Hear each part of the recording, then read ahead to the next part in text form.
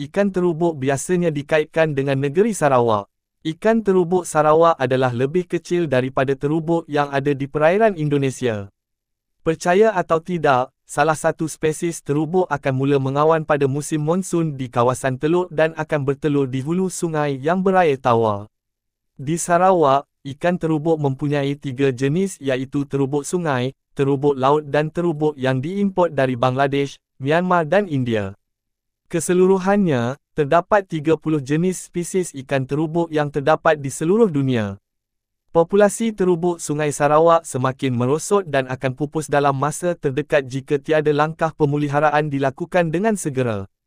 Pendek kata, terubuk Sarawak memang amat popular terutama di kalangan pelawat dari Semenanjung, Sabah dan Brunei Darussalam, yang menjadikannya buah tangan wajib apabila berkunjung ke bumi kenyalang ini.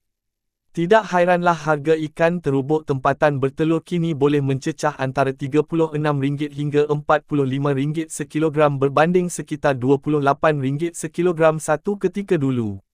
Ada 2 jenis terubuk di Sarawak iaitu terubuk laut atau Tenualosa macrura yang boleh dikenali dengan fizikal bermulut kecil, bersaiz pendek dengan bahagian kepala lebih kecil dan badan lebih gemuk. Jangan lupa like dan komen.